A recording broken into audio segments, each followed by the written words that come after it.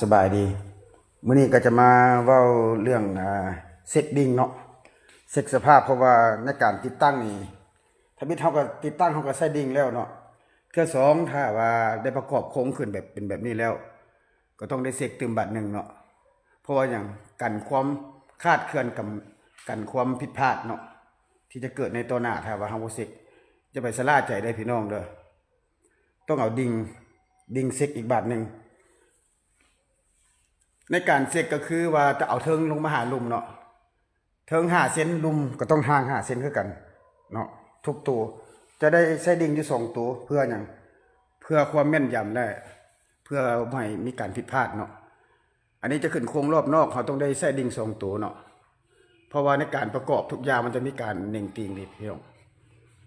มันจะมีการเน่งติงแล้วเขาก็ต้องได้เซ็กต้องได้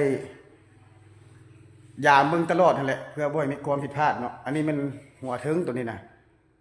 หัวรวมแท้ยังบ่ตั้งคือสำหรับข่อยแท้ข่อยเฮ็ดหัวเทิงก่อนเนาะแต่สร้างคนอื่นแท้ก็บ่ฮู้ว่าจะเฮ็ดแบบใดสำหรับข่อยจะเฮ็ดตัวเทิงก่อนลงมาแล้วก็ย้อนยิงลงมาแล้วก็มาร์กไว้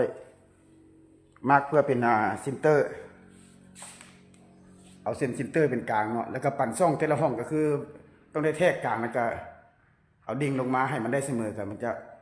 เสาเขาจะบ่เงียงบ่บิดบ่เบี้ยวเนาะแต่ละช่อง8 ช่องก็ต้องดิ่ง8 เทื่อเพื่อไม่มีความผิดพลาดเนาะเอาคลิปนี้ก็